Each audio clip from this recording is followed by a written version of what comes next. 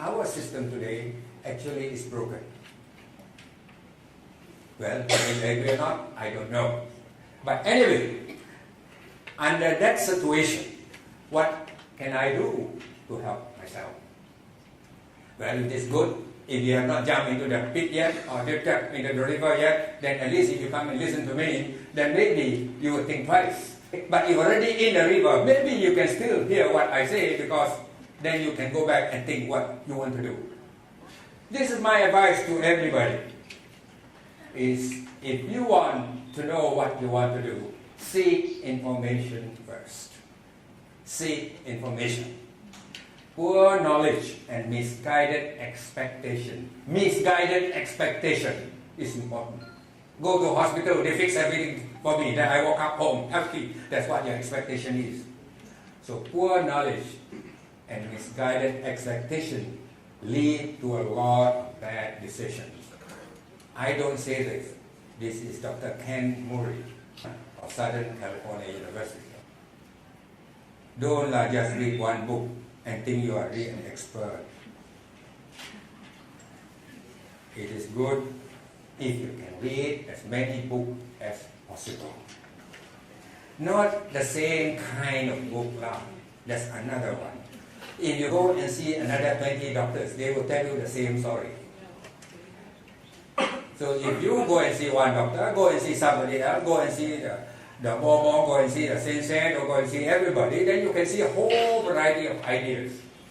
Then you can go home, think about it, pray about it, and decide what is good for you. That is seeking knowledge. I remember one lady talked to me, I'm doing research on plant. I said, very good. What do you do? I said, I have this little booklet here, I've been reading about it, and go around looking at it. If you only read one book, what kind of research can you do? You should read as much as possible. This is my advice. After you read them, evaluate what you read. Because a lot of people say, I can do this, I can do this, I can do this. Evaluate it, true or not. This is a modern age of the internet. If you read this book, How Not to Be My Patient, he's a Mayo Clinic doctor. This is what he said. Be careful when you read the internet. Be careful, because the internet got a lot of junk in there. Possibly 90% of the internet information may not be useful. And some are destructive. Some are outright wrong. And be careful also, because some of the internet information there is giving you one-sided information so that they can sell their products. Yesterday, somebody from Canada sent me an internet link. Gladiaticus, cure cancer, approved by the Ministry of Health, blah, blah, blah, blah. You know whose picture is inside? My big portrait is inside. My picture is all over. And he's selling Gladiaticus and claiming that it's free. So it's sad, so be careful. Second, health is your responsibility. It is not the responsibility of the doctor or the hospital. It is your responsibility to do what is right for you. Even I would like to ask you, for what that you are doing, are you making your own cancer or not? I still ask that question. So health is your responsibility. To get sick or to stay healthy is your choice. Remember that every choice you make each day affects your health.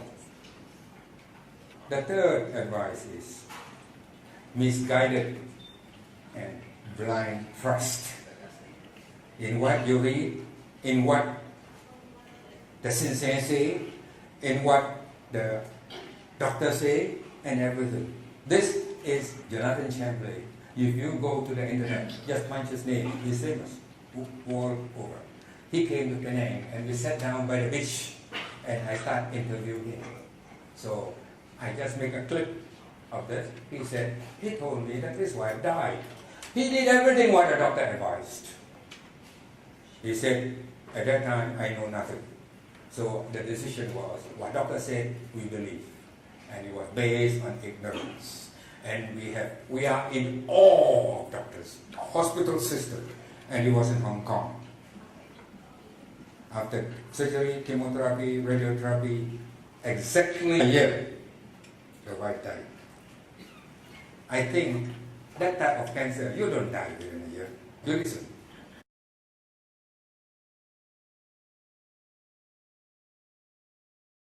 Realize from my own experience with my wife, we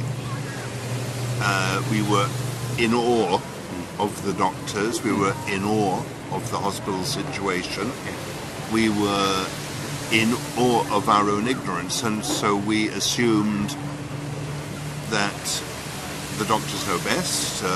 So I realized that was the biggest mistake I could ever make.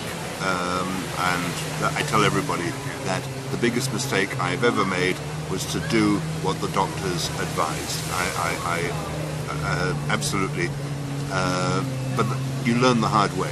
As soon as we knew that my wife had cancer, I started to read. But the problem is, you're on a conveyor belt. The doctors say you must make a decision now. You must go into hospital now. You must have the operation now. We're going to do the chemotherapy study next week. The radiation will mark you up for 2 weeks' time. You know, you can't educate yourself in this time frame. You can't do it. So she's already had an operation. She's already doing chemotherapy. So I say to her, maybe the chemotherapy isn't going to be very good. She gets angry at me. And she said, do you know more than the doctors? So she suffered chemotherapy, and it killed her. That was the problem. She died not just from cancer.